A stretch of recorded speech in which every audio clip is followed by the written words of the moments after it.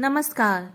मैं महिमा आज आपको सुनाऊंगी सुप्रसिद्ध लेखिका ममता कालिया द्वारा लिखी हुई कहानी कामयाब। हमारा घर उनके घर से सटा हुआ था। दोनों घरों के बीच दीवार थी जिसमें कोई खिड़की नहीं थी। काफी दिन सियासत में पापड़ बेलकर अब वे विधान परिषद के सदस्य बन गए थे। उनका एक पैर लखनऊ और एक इलाहाबाद रहता। दोस्ताना तबीयत पाई थी। अगर एक दिन को भी घर आते हमसे जरूर मिलते। कई बार ऐसा भी हुआ कि दोपहर में हमारे ही घर पर एक लंबी झपकी मारकर आराम कर लिया। दरअसल उनके ऊपर लखनऊ की बेगम कुछ इस कदर मेहरबान थी कि हाफिज भाई की अपनी बेगम हर दम तिनतिनाई रहती। बेगम लखनपुर ने पैसा खर्च कर उन्हें लखनपुर से विधायक बनवा दिया। हाफिज भाई लखनपुर खास से एक छोटा सा रिसाला आवाज निकालते थे जिसकी बिना पर उन्हें पत्रकार मान लिया गया। बेगम लखनपुर जानती थी कि 2-4 नेता जेब में रखकर ही वे नाम कमा सकती हैं। उनके शौहर नवाब लखनपुर लंबे अरसे से बाई तरफ के फालिज की चपेट में थे। वे अपने कमरे में पड़े रहते या सुबह के वक्त पहिया कुर्सी में अपने बगीचे की सैर करते दिखाई देते। उनके शरीर का दायां हिस्सा ठीक था, पर वे दिन भर में अपने दाएं पांव और हाथ पर जोर डालकर उस हिस्से को थका डालते। मालिश वाला दिन में 2 बार आकर उनकी मालिश कर जाता, लेकिन उनके अंग में हर वक्त दर्द रहता। बेगम लखनपुर शौकीन महिला थी। उन्हें किस्से, कहानियां, लतीफे और पुराने गाने सुनने का शौक था। हाफिज भाई ने उनकी यह नब्ज पकड़ रखी थी। आलम यह था कि अगर बेगम लखनपुर को रात में नींद न आती तो वे फौरन हुक्म करती, हाफिज साहब को बुलाया जाए। नवाब बिस्तर पर लेटे लेटे कान खड़े कर लेते। उन्हें नींद बहुत कम आती, और जब आती तो नींद से ज्यादा खर्राटे आते। जैसे ही खर्राटे टूटते उनकी नींद भी खुल जाती। उन्हें घर में मेहमानों का या बाहरी आदमियों का आना पसंद नहीं था, पर हाफिज भाई के आने पर वे नहीं भड़कते। हाफिज थे भी इतने व्यवहार कुशल। सबसे पहले वे नवाब साहब के पास बैठकर उनकी खैरियत पूछते, फिर मोहब्बत से कहते, नवाब साहब क्या लीजिएगा, पान डली या सिगरेट। हाफिज के पास चांदी की डिब्बी में मगही पान के बीड़े जोड़े में लगे होते और जेब में 120 नंबर का जर्दा। जोड़ा पान मुंह में रखते ही नवाब साहब की तबीयत मस्त हो जाती। इसके बाद दीवान खाने में हाफिज बेगम लखनपुर के लिए किस्सों की पिटारी खोलकर बैठ जाते। बेगम लखनपुर हंसते हंसते लोटपोट हो जाती। कई बार के सुने हुए किस्से भी वे उसी शिद्दत से सुनती। आखिरकार हाफिज की आंखें झपकने लगती। वे उठ जाते। चलते हैं बेगम साहिबा, शब्बा खैर। हमने भी हाफिज भाई से बेशुमार लतीफे सुन रखे थे। सुनाते वक्त वे खुद भी अपनी बात का खूब लुत्फ उठाते। उनकी बुलंद आवाज में मामूली बातें भी गैर मामूली लगती। शाम के वक्त कभी कभी वे हमारे घर में विस्की के 2-1 पैक भी ले लेते। ऐसे दिन में वे अपने किस्सों में खुद को शहसवार बना लेते। वे भूल जाते कि एक बार पहले भी यह किस्सा दूसरी तरह से सुना चुके हैं। इंदिरा गांधी को लोकनाथ की जलेबी पसंद थी। यह किस्सा वे एक बार फिर शुरू कर देते, जिसका अंत इस तरह होता, और आप यकीन करेंगे, मैंने सुबह 8 बजे अपने लोकनाथ भैरव जलेबी वाले को 7 रेस कोर्स रोड पहुंचा दिया, कढ़ाई, पौनी, कनस्तर समेत। मैडम भौचक्की रह गई। उन्होंने कहा, हाफिज भाई आपका भी जवाब नहीं। ऐसे ही किसी लम्हे में उनके घर से बुलावा आ जाता। उनका मूड उखड़ जाता। वे झुंझलाकर अपने होठों से हटाकर सिगरेट कुचल देते। वे कहते, पता नहीं क्यों बेगम के सामने जाकर मेरी सारी शराब पानी बन जाती है। हाफिज की बेगम उनका बिलोम थी। कहने को तहमीना हमारी पड़ोसन थी। उनसे हमारा मिलना जुलना नहीं के बराबर था। उनका ज्यादा वक्त अपनी बेटियों की या अपने रक्तचाप की देखभाल में कटता। बगल की धोबी गली में उनकी बहन सईदा रहती थी। खाली वक्त भी वहां काटती। हम इस मोहल्ले में नए आए थे। अल्पसंख्यकों में भरी इस बस्ती में हमारा ज्यादा जोर इस बात पर था कि हम सबको बता दें कि हम छाप तिलक वाले हिंदू नहीं हैं और हमारा सबसे पसंदीदा शायर गालिब है, तो सबसे अजीज गायक मोहम्मद रफ़ी और तलत महमूद। दिलीप और मीना कुमारी हमारे दिलों पर राज करते हैं और इन दिनों हम कुरान पाक का हिंदी तर्जुमा पढ़ रहे हैं। हाफिज हमसे कहते, अम्मा तुम कट्टर नहीं हो, यह साबित करने में अपनी जान क्यों हलकान करते हो? यह क्यों नहीं साबित करते कि तुम भी हम जैसे इंसान हो? हम उनकी बातों के कायल हो जाते। इधर जब से मुल्क में आतंकवाद बढ़ा, हर विधायक को एक एक अंगरक्षक मिल गया था। उसका काम था परछाई की तरह विधायक के पीछे पीछे रहना। हाफिज को भी शैडो मिला। जब वे इलाहाबाद आते, शैडो उनके साथ रहता। सुबह के वक्त हाफिज अपनी भारी भरकम आवाज में पुकारते, शैडो भाई अंदर आ जाओ, देखो चाय बन गई हो तो हमें भी ला दो और खुद भी पी लो। सभी विधायक अपने शैडो से खाना भी बनवाते। हाफिज कहते, अरे ये पंडित हमें दाल भात के सिवा क्या पका कर खिलाएगा? खाना तो हम अपनी बेगम के हाथ का ही खाएंगे। उनकी प्यारी बेगम तहमीना के माथे की त्योरियां इस बात से जरा भी सीधी न होती। वह बावर्ची खाने में पसीना पहुंचती हुई बड़बड़ाती, मुफ्त की नानवाई मिली हुई है इन्हें, खुद दुनिया में जहां घूमे हमें बेटियों की आया बनाकर डाल दिया है। उनके घर में पैसों की खींचतान नहीं थी। अक्सर तहमीना रानी मंडी के सुनारों की दुकानों पर दिख जाती।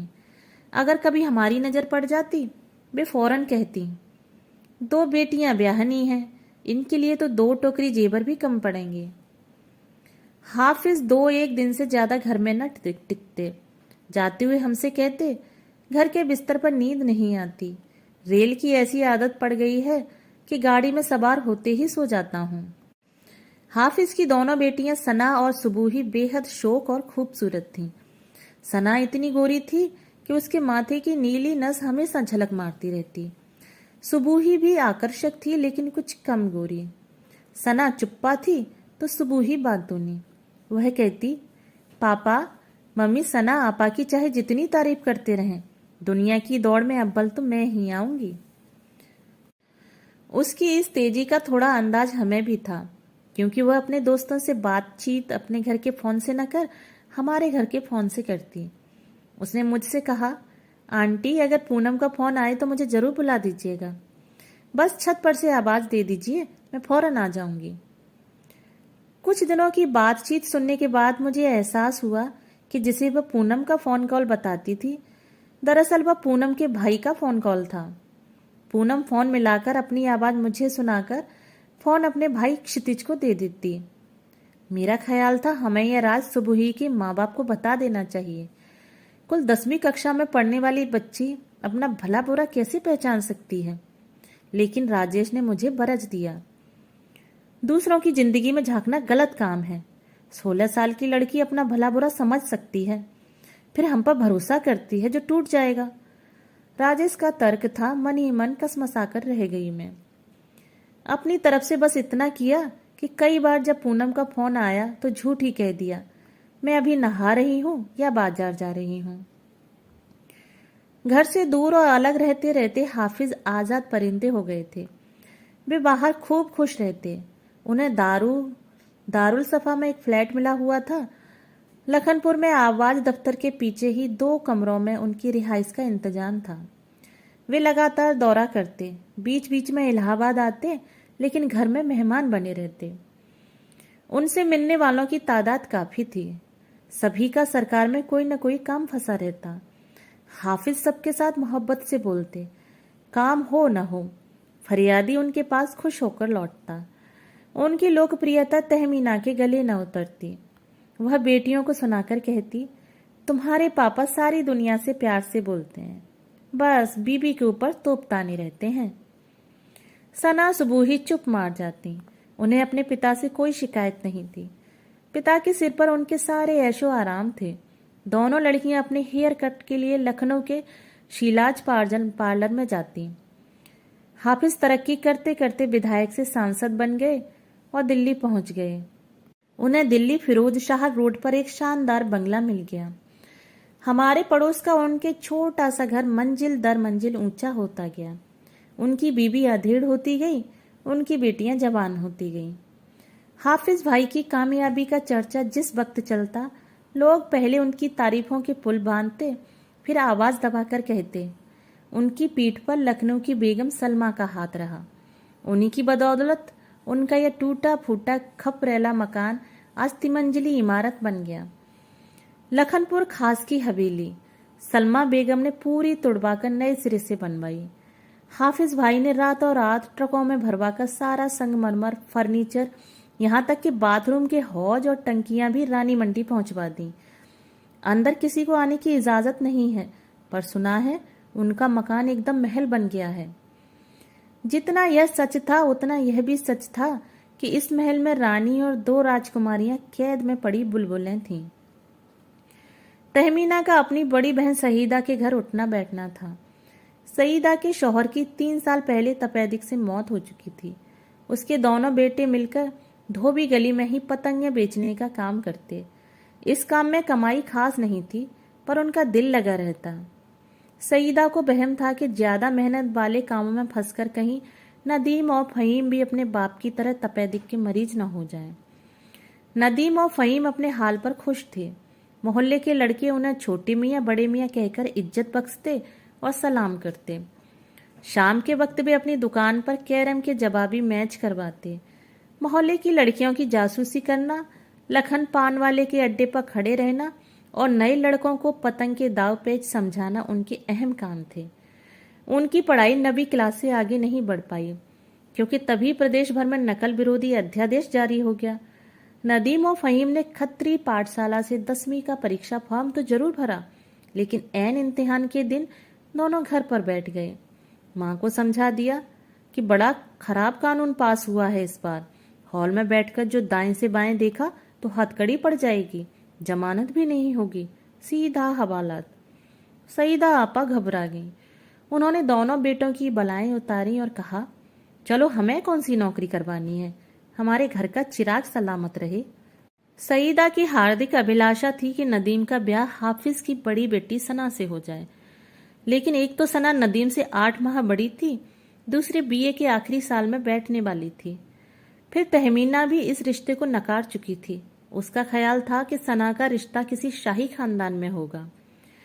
सना इस बार हमारे घर आई तो तिनतिना रही थी। उसने कहा, आंटी, नदीम भाई ने हमारे ऊपर फतवा जारी किया है कि हम खुले मुंह यूनिवर्सिटी नहीं जा सकते। उनके हिसाब से हमारा हिजाब पहनना जरूरी है। दूसरे जीन्स पहनने पर भी पाबंदी लगाई है। आप बताइए आंटी, आज के जमाने में इन दकियानूसी हिदायतों का क्या मतलब है? मैंने अम्मी से कह दिया, जीन्स इतने मोटे कपड़े की होती है कि आराम से निकल जाते हैं। सबसे बड़ी बात यह है कि पाबंदियां लगाने वाले नदीम भाई आखिर होते कौन हैं? तुम्हारे रिश्तेदार हैं और तुम्हारी अम्मी इस रिश्ते को निभाती भी हैं। तो फिर अम्मी पर लगाए ना पाबंदी। पापा ने हमें कभी नहीं रोका। पापा कहते हैं चाहे जो करो, बस पढ़ाई में अब बलाओ। इन लड़कियों के पापा को कभी इतनी फुर्सत न मिली कि उनकी शादी की फिक्र करें। उनका बहुत सा वक्त संसद के सत्रों में बंधा रहता, बाकी वक्त उन्होंने बेगम लखनपुर के हवाले कर दिया। सना और सुबूही और उनकी माँ तहमीना अपने अपने तहखाने बनते गए। पहले मुहर्रम और चहल्लुम पर ये माँ बेटियां खाली वक्त में मरसिए और नौहों का रियाज किया करती थीं। इन्हीं के इमाम बाड़े से जुलूस उठा करता। जुलूस अब भी उठता, लेकिन अब भी स्टीरियो पर मरसिए का कैसेट लगाकर खुद अंदर वाले कमरे में इकट्ठी बैठकर पाकिस्तानी धारावाहिक देखती रहती। हाफिज के आने पर तहमीना फिर 5 वक्त की नमाज पढ़ने लगती। हालांकि जान नमाज कहाँ पड़ा है यह ढूंढने में काफी मशक्कत पड़ती। अगर लड़कियों को यूनिवर्सिटी में देर हो जाती तो तहमीना घर आए शौहर को सफाई देती। आजकल दोनों बहनें लाइब्रेरी में बैठकर पढ़ाई करती हैं। आप ही सोचिए, ऐसी मोटी मोटी किताबें कैसे तो उठा कर लाएं। हाफिज भाई के आगे की खबर अक्सर पहले ही अखबारों में छप जाती। तरह तरह के फरियादी घर के चक्कर काटने लगते। फल, मेवा, मिठाई की डलियां पहुंचने लगती। लड़कियां अपने रंग बिरंगे कपड़े और जीन्स जैकेट सब उठाकर रख देती और एकदम दकियानूसी सलवार कमीज धारण कर लेती। तहमीना अपने बाल मेहंदी से रंग लेती। नसीबन और हाजरा तीनों ड्योड़ियों का रगड़ रगड़ कर पोंछा लगाती। 2 दिन की मेहनत में उनका मकान इंस्पेक्शन बंगलों जैसा समर जाता। हम भी अपने कमरे के तख्त की चादर बदल देते, बिखरे हुए एलपी समेट कर एक जगह चिन देते और स्टीरियो को झाड़ पोंछ कर चमका देते। कभी कभी हाफिज भाई राजेश को समझाते, अम्मा तुम अदीब हो, पत्रकार हो, यह सब तो ठीक है, पर तुम्हें थोड़ा प्रैक्टिकल भी होना चाहिए। अफसाने लिखने से पेट नहीं भरता, तुम्हें कोई रोजगार करना चाहिए। कल को घर में बाल बच्चे होंगे तो खर्चे बढ़ेंगे, जिम्मेदारियां बढ़ेंगी। राजेश के अंदर अपनी आलोचना सुनने की बर्दाश्त बिल्कुल नहीं थी। वह पलटकर कहता, हाफिज भाई आप पैसे को बहुत बड़ी ताकत समझते हैं और कामयाबी को दौलत। मैं कलम की ताकत को इस सबसे ऊपर मानता हूं। तुम्हारी उम्र में मेरे भी ऐसे ही ख्यालात थे, पर हालात ने मुझे काफी सबक सिखाए। जब मैं सिर्फ खबर बीसी हुआ करता, मेरी बच्चियां दूध को तरस जाती। मैंने तभी तय कर लिया कि कामयाबी हासिल करके रहूंगा। हाफिज हमें कामयाबी का ककहरा सिखाते। राजेश तुनक कर कहता, कामयाबी और तसल्ली के बीच मैंने तसल्ली चुनी है। तसल्ली बड़ी तकलीफ देह होती है। आप पत्थर की तरह एक ही जगह पर पड़े रह जाते हैं। बरखुरदार अपनी पिटारी से बाहर निकल कर देखो, दुनिया किस रफ्तार से बढ़ रही है। ऐसे बहस वाले दिन हमें नागवार लगते। हाफिज अपने आप को बेहद कामयाब इंसान मानते। उनकी नसीहत पर तहमीना ने यह टोटका अपना रखा था कि जब भी वे घर आते वह तेल का भरा चौड़ा कटोरा उनके सामने पेश करती। वे तेल के कटोरे में झांककर अपना चेहरा निहारते और आंखें बंद कर दुआ बुदबुदाते। उसके बाद कटोरे का तेल किसी फकीर को दे दिया जाता। अगर कभी हाफिज भाई को खांसी भी हो जाती तो उनकी बेटियां कहती, हमारे पापा को दूसरों की नजर झट से लग जाती है। सना और सुबोही लखनऊ जाकर शीलाज ब्यूटी पार्लर में अपने बाल सेट करवाती। उनकी सलीके से तरासी गई भवें और रोम रहित रेशमी बाहें जता देती कि वे अपने रख रखाव पर काफी धन और समय खर्च करती हैं। दो एक बार उनके शैक्षिक प्रमाण पत्र और अन्य कागजात सत्यापित करते समय मैंने देखा था कि पिता की मासिक आय के कॉलम में वे मात्र 1000 रुपये लिखती। विधायक की यही निर्धारित आय होती है। इतनी आय में हाफिज 2 घरों और 2 बेटियों का खर्च कैसे उठा रहे थे, जबकि इतने पैसों में एक घर चलाना भी आसान नहीं था। ये और कुछ अन्य सवाल ऐसे थे जो हमेशा हवा में लटके रहते। ये पूछे नहीं जा सकते थे। इनमें लोगों के दिमागी मिर्च मसाले मिल जाने पर तरह तरह की अफवाहें पैदा होती। एक अफवाह थी कि लखनपुर खास की हवेली टूटने के वक्त वहां का शाही खजाना हाफिज के हाथ लग गया, उसी के जलवे नजर आते हैं। दूसरी अफवाह थी कि हाफिज की बेगम तहमीना की मां ने अपने गाने बजाने का तमाम कमाई अशरफियों की शक्ल में अपनी दोनों बेटियों को बांट दी, उसी की बरकत दिखाई दे रही है।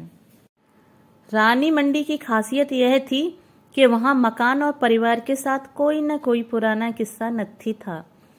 यहाँ के बाशिंदे अपने बाप दादा की शान बान के किस्सों के सहारे अपनी मौजूदा बदहाली काट लेते। बहुतों के यहाँ नवाब कहकर पुकारा जाता, जबकि इस गली में कोई नवाब परचूनी की दुकान चलाता तो कोई चाय बिस्किट की। अच्छे भले हम यहाँ रह रहे थे कि एक दिन हमें खबर मिली कि हमारे मकान का मालिक बदल गया है। हमारे मौजूदा मकान मालिक ने यह मकान मय किराएदार अपने एक दत्तक पुत्र ओम प्रकाश के नाम कर दिया। उन्होंने अपने बीवी बच्चों को उपेक्षित कर यह वसीयत कर डाली क्योंकि उनकी बीमारी में बीवी बच्चे उनके काम नहीं आए, जबकि ओम प्रकाश उन्हें हर पल हाजिर मिला। वसीयत के चंद महीनों बाद ही मकान मालिक की मौत हो गई। अगले ही हफ्ते ओम प्रकाश ने हमें मकान खाली करने का नोटिस दे डाला। अच्छा नहीं लगा। हमने तय कर लिया कि हम यहाँ नहीं रहेंगे। कुछ ही दिनों की दौड़ धूप से शहर की घिच पिच से भटकर एक बेहतर मकान मिल ही गया। यह घर बड़ा और हवादार था। सामने पब्लिक पार्क था और पीछे गंगा का कछार। बाजार कुछ फासले पर था, पर फेरी वाले और ठेले वाले भी दिन भर गुजरते। कुछ एक आदतें हमारी ऐसी भी थीं जो हमें पुराने घर की याद दिला देती। नए बाजार में मिलने वाले मसाले हमारे मुंह नहीं लग रहे थे। हमें अपने पुराने बाजार का गरम मसाला और पिसा जीरा याद आ जाता। कभी वहां के पापड़ और बड़ी की हुड़क आती। हम तय करते एक दिन चौक जाकर यह सब लाया जाए। ऐसे ही एक दिन जब हम चौक में खरीदारी कर रहे थे, हमारा मन हुआ हाफिज भाई के यहाँ चला जाए। अपना पुराना घर देखने की भी ललक थी। राजेश बोले, आजकल संसद का सत्र नहीं है, हो सकता है हाफिज भाई आए हुए हों। मेरी मुख मुद्रा ताड़कर उन्होंने जोड़ा, नहीं हुए तो बस दुआ सलाम का खिसक लेंगे। हम बड़े चाव में अपने मोहल्ले की तरफ मुड़े। नुक्कड़ के पान वाले लखन के यहाँ ही हमें नवाब दिख गए। वे पान की गिलोरियां अपनी डिब्बी में सजा रहे थे। आज कैसे रास्ता भूल पड़े, उन्होंने कहा। कई बार सोचा, आना ही नहीं होता। सब खैरियत तो है ना? मत पूछिए, आपका मकान तो बिजली घर वाले कबाड़ी ने खरीद लिया। आजकल उसे पूरा गिरवी रखकर वहां मार्केट बनवा रहा है। हमारा जी धक से रह गया।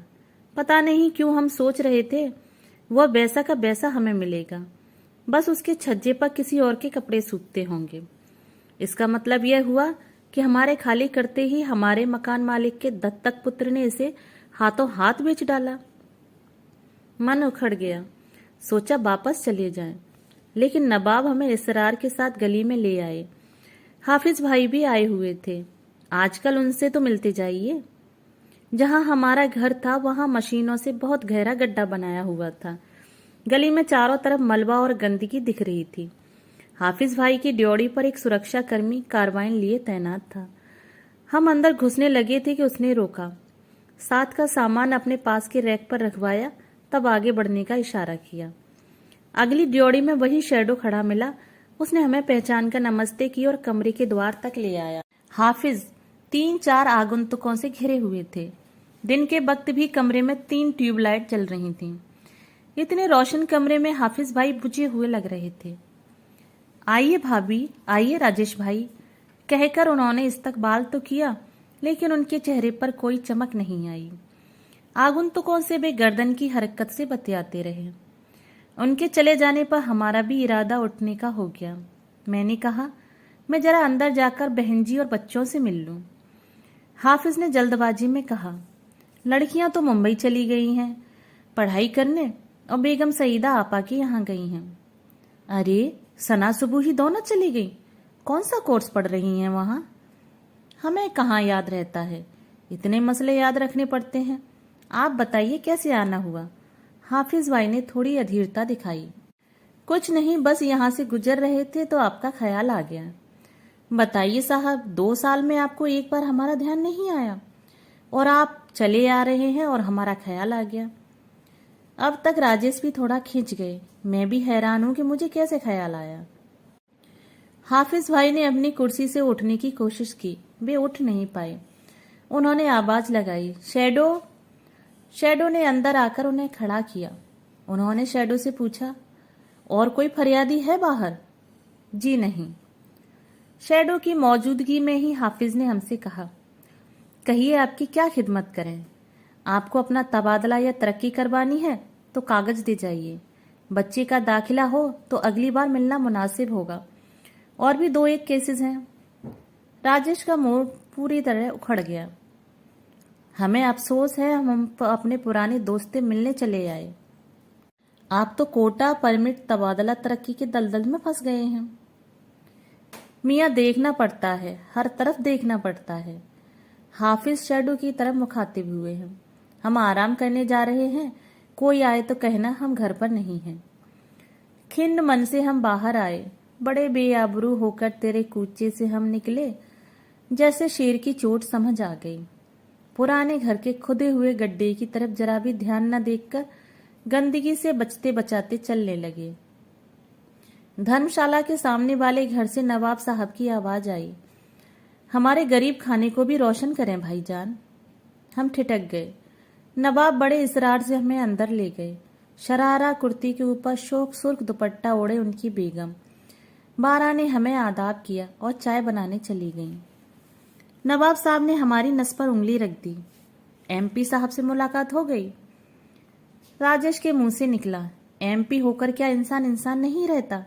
वे तो पहचान में ही नहीं आए। उनके ऊपर जलजला हो कुछ ऐसा आया है। आपको पता है राजेश भाई, उनकी दोनों बेटियां घर छोड़कर चली गईं।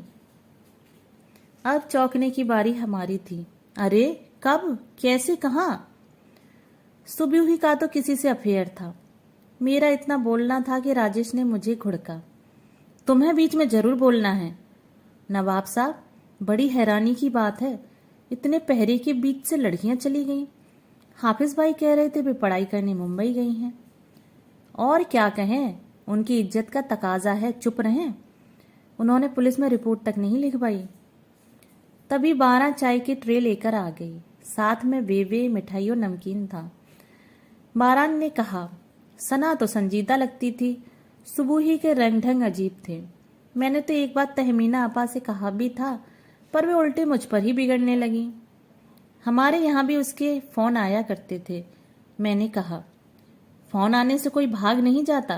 राजेश ने टोका, उसकी अलग दास्तान होगी। नवाब साहब ने कहा, देखिए भाईजान, जब बाप घर से दूर रहे और माँ बावर्ची खाने में तो बच्चों के भटकने में देर नहीं लगती। कई बार हमारे घर की ये लड़कियां आती, बेगम से कहती, आप कितनी खुशकिस्मत हैं, बिना पर्दे आती जाती हैं। हमारे ऊपर तो बंदिशें ही बंदिशें हैं। लेकिन बंदिशें उन्होंने मानी कहाँ, सना का तो पता नहीं, पर सुबह ही जैसे ही मैंने इतना कहा, राजेश फिर बमक गए। तुम बीच में फतवे क्यों दे रही हो? क्या जानती हो तुम उनके बारे में? बारान ने कहा, आपा तो अपना ख्याल बता रही हैं। हम सब हैरान हुए। मुश्किल यह है कि हाफिज भाई इस हादसे की पूरी जिम्मेवारी आंटी पर डाल रहे हैं। एक तरह से बनती तो है, आखिर बेटियां उन्हीं के पास रहती थी। आंटी की तबीयत बड़ी खराब रहती थी। वे बेचारी रात को नींद की गोली लेकर सो जाती। उन्हें क्या पता बेटियां क्या कर रही हैं। क्या हो गया उन्हें? एंजाइटी न्यूरोसिस, बारान ने कहा। उन्हें हर वक्त 2 फिक्रें खाई जाती। पहली यह कि उनके शौहर दूसरी शादी न कर लें, और दूसरी यह कि इनकी लड़कियों की शादी कैसे होगी। इतनी खूबसूरत और जहीन लड़कियों की शादी में क्या दिक्कत थी? आप नहीं जानते, हमारे सैयदों में पढ़े लिखे नई रोशनी वाले लड़के ढूंढना आसान नहीं। ऊपर से हाफिज भाई की मसरूफियत, भाभी साहब को हर वक्त तनाव रहता। मुंबई कोई इतनी दूर भी नहीं जहां जाकर पता न किया जा सके। सब किया राजेश भाई, पर कोई सुराग नहीं मिला। फिर मुंबई तो लड़कियों के मामले में मगरमच्छ है। बारान ने धीरे से कहा, यह भी पक्का नहीं पता कि सना और सुबह ही मुंबई गई हैं या कहीं और। बड़े भारी मन से हम वहां से वापस आए। मेरे मन में रह रहकर यही सवाल टक्कर मारता रहा, हाफिज भाई अपने को क्या समझते होंगे, कामयाब या गैर कामयाब इंसान।